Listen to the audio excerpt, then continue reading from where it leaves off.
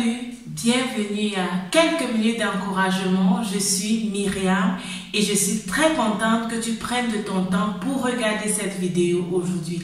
Si c'est ta première fois d'être là, tu as deux choses à faire. La première, c'est de t'abonner et la deuxième, c'est de cliquer sur la cloche de notification pour recevoir toutes mes vidéos. Aujourd'hui, nous allons parler de 10 erreurs que les femmes commettent dans le choix de leur conjoint. Beaucoup de filles grandissent avec cette idée, ce désir profond de se marier plus tard, le rêve du prince charmant. Toutes les femmes, ou alors presque toutes les femmes, grandissent avec ce désir profond de se marier, de rencontrer un jour le prince charmant avec qui on va faire notre vie et on va passer le restant de notre vie ensemble jusqu'à ce que la mort nous sépare. C'est le lien du mariage. Aujourd'hui, nous parlons mariage et lorsqu'on parle de mariage, on sous-entend deux personnes qui se sont légalement mariées, deux personnes qui sont reconnues par la société, qui sont reconnues par l'État comme étant des personnes mariées. Il y a toutefois 10 erreurs que pour moi les femmes font dans le choix du conjoint. Il y a 10 erreurs qui vont amener une femme soit à ne pas se marier ou alors à épouser le mauvais homme, ou alors à épouser l'homme avec qui on n'était pas en fait censé se marier, à épouser l'homme avec qui on va divorcer plus tard. La première erreur que plusieurs femmes commettent dans le choix du conjoint, c'est l'erreur de l'attirance physique. On rêve d'un homme qui soit grand de taille ou qui a notre taille ou plus petit que nous. On rêve d'un homme clair de teint, géant, élancé. On rêve d'un homme robot, musclé, mais plus tard, lorsqu'on se retrouve en face d'un homme qui nous fait la cour ou alors qui nous fait sa déclaration d'amour et demande à aller avec nous dans les liens du mariage, on refuse. Certaines femmes refusent tout simplement parce que l'homme qu'elles ont en face d'elles n'est pas l'homme qu'elles se sont souhaité, n'est pas l'homme qu'elles ont eu à voir dans leurs rêves, n'est pas l'homme qu'elles ont imaginé en regardant les séries télévisées. C'est pourquoi certaines femmes soit ne sont pas mariées aujourd'hui ou alors elles ont épousé l'homme qui était beau, mais parce qu'il était beau, il était aussi attiré par plusieurs femmes. Parce qu'il était beau, il y a eu plusieurs femmes qui lui ont fait la cour. Alors c'était parce qu'il était beau, il était un coureur de jupons et tu te maries après, tu n'as pas la joie, il n'y a pas la paix dans le mariage et ça finit plus tard par la séparation.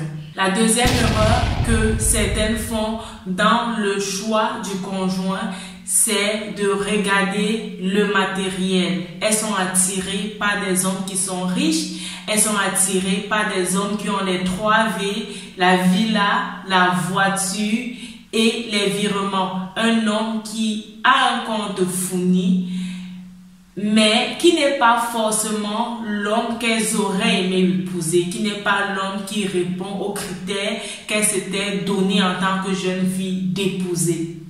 Et la troisième erreur qui va aussi avec cette erreur de l'attirance physique, c'est de se marier pour répondre aux besoins de la famille.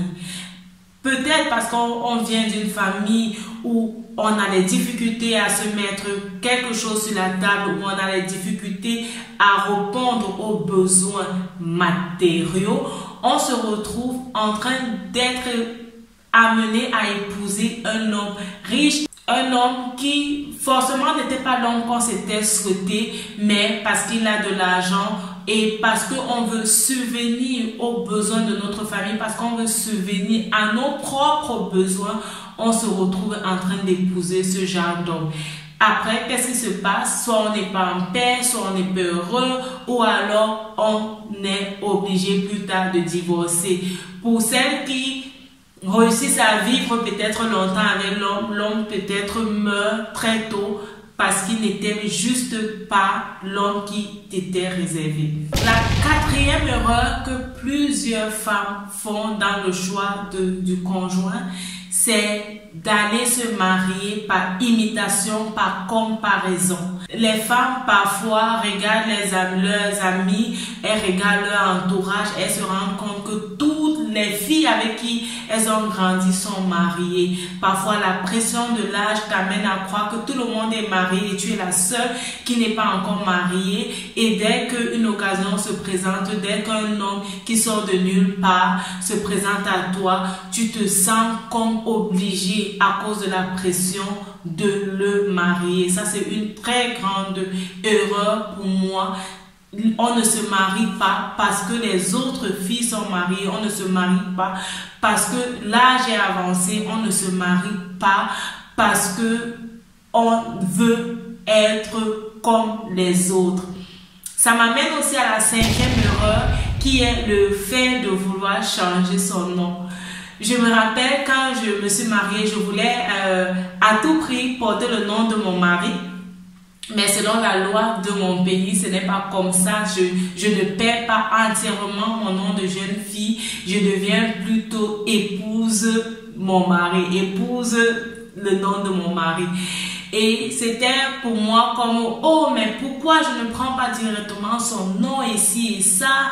Et je crois aussi qu'il y a beaucoup de filles qui, par besoin de changer le nom, parce qu'elles aimeraient être appelées Madame X, elles se retrouvent en train de se marier, elles se retrouvent en train d'accepter une personne qui forcément ne répond pas à leurs critères, qui forcément ne devait pas être leur mari.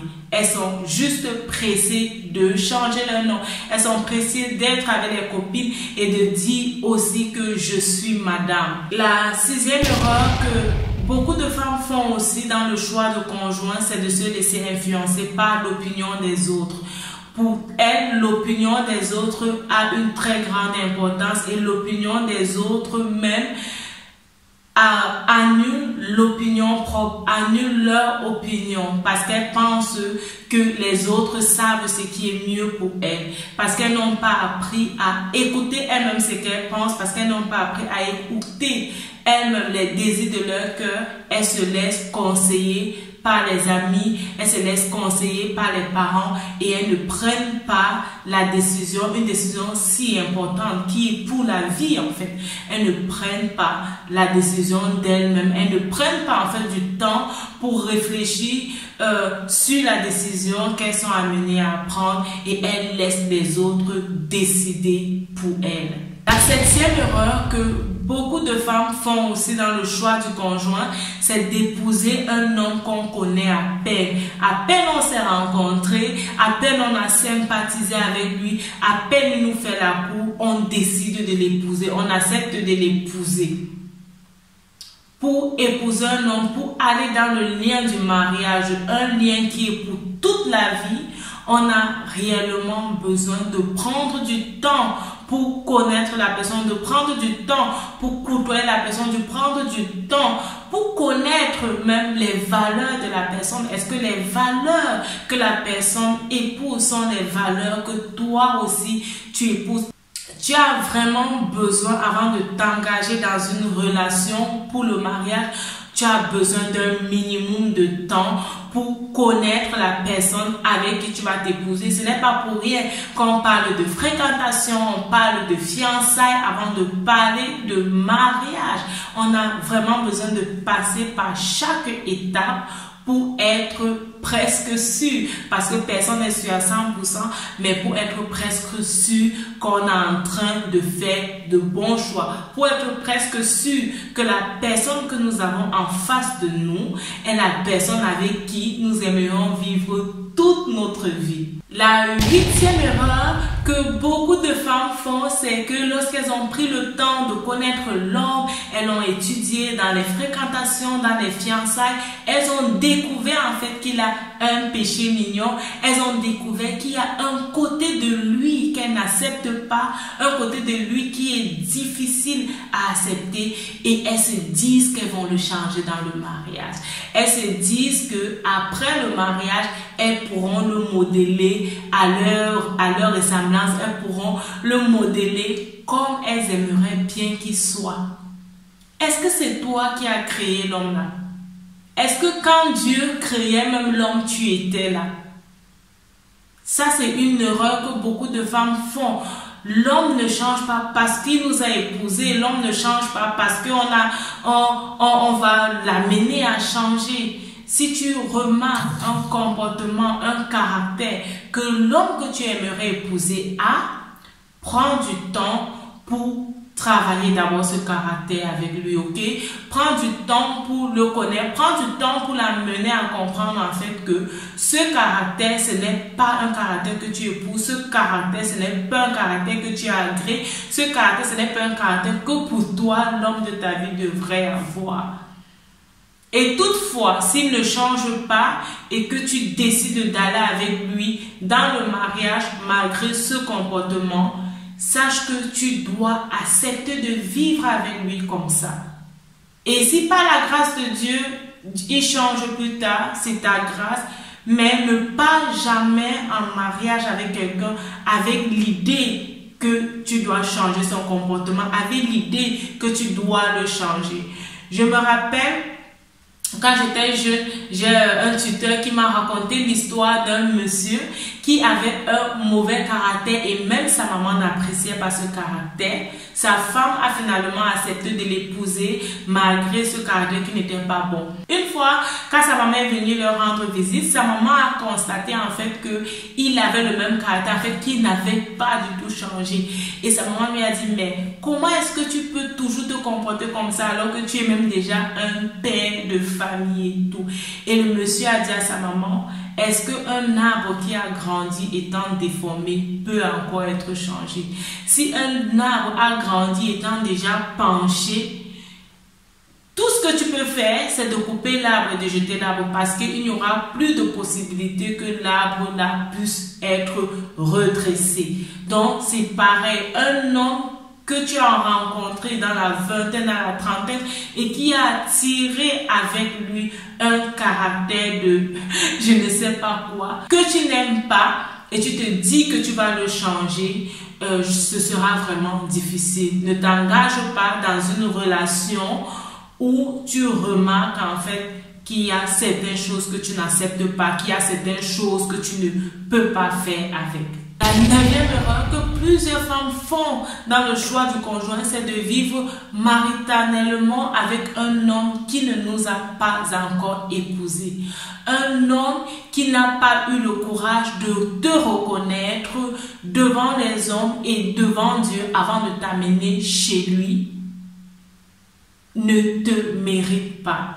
Pourquoi est-ce que tu vas prendre la peine d'aller vivre chez un homme, de t'occuper de lui, alors qu'il n'a pas encore reconnu qu'il doit te prendre pour épouse? La Bible dit de toi que tu es le bonheur de ton mari et non le bonheur d'un homme qui ne t'a pas encore épousé.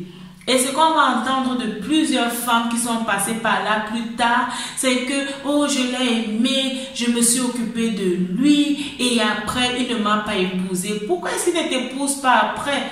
Plusieurs de ces hommes finissent par ne pas épouser la fille. Pourquoi? La raison est simple. Imagine que je te donne un paquet de chocolat, ok? Je te donne un paquet de chocolat et je te dis, c'est ton paquet de chocolat, tu as la possibilité de le manger. Alors, là, j'ai déjà commencé à le manger, ok? Et là, tu prends ton paquet de chocolat et tu te mets à le manger et tu te mets à le manger, tu te mets à le manger. Entre-temps, un ami vient et il te ramène un autre paquet de chocolat qui est encore plein et fermé, qui n'a pas encore été mangé.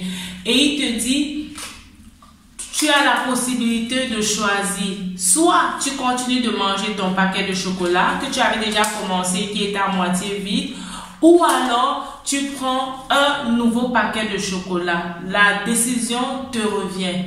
Qu'est-ce que tu dois préférer? Quel est le paquet de chocolat que tu dois choisir? Tu peux me laisser ta réponse en commentaire. Tu avais un paquet de chocolat et tu as commencé à le manger.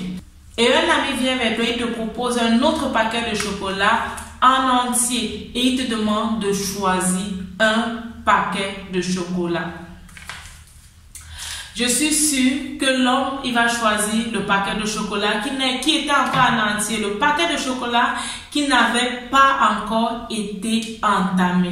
Et c'est pareil pour un homme. Un homme qui ne te colle, qui ne t'a pas épousé et qui savoure de ton fruit de manière illégale, peut aussi te laisser pour aller à la découverte d'un autre fruit qui n'a pas encore dégusté. Soit par simple curiosité ou alors parce qu'il considère que le fruit qu'il avait commencé à déguster n'était pas assez bon pour lui. Ne t'expose pas, ma soeur, en allant vivre avec un homme qui ne t'a pas encore épousé. Si tu aimes comme il dit, si tu es sa fleur comme il dit, et si tu es son chocolat comme il dit, qu'il t'épouse et qu'il te prenne légalement. La 10e erreur que beaucoup de personnes font aussi dans le choix du conjoint, c'est de s'engager dans une nouvelle relation sans être guéri d'une relation antérieure. Peut-être dans le passé, tu as rencontré quelqu'un que tu aimais, avec qui tu planifiais une vie à long terme. Et la vie s'est passée comme ça s'est passé pour une raison ou pour une autre.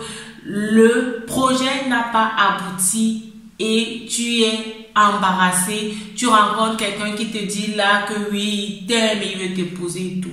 Je t'encourage vraiment à prendre d'abord du temps pour guérir de ta blessure passée, de prendre du temps pour relâcher même cette personne avec qui tu t'étais engagé ou avec qui tu avais des projets, à relâcher cette personne avant de t'engager dans une nouvelle relation. Alors, c'était tout pour cette vidéo. J'ai partagé avec toi 10 erreurs que plusieurs femmes font avant de se marier. Plusieurs femmes font avant de choisir l'homme idéal. Je ne sais pas quelle erreur a failli te faire ne pas épouser l'homme avec qui tu vis aujourd'hui, l'homme avec qui tu es heureux et avec qui tu te vois jusqu'à ce que la mort vous sépare. Tu peux partager avec moi dans les commentaires les erreurs qui ont failli te faire ne pas épouser l'homme avec qui tu es aujourd'hui. Ou alors, quelles sont les erreurs que tu as commises et qui t'ont empêché jusqu'à aujourd'hui d'être une femme mariée. Rappelle-toi, ta vie c'est un don de Dieu et la façon dont tu la vis, c'est un don que tu fais à Dieu. Que Dieu te bénisse. À la prochaine. Bye bye.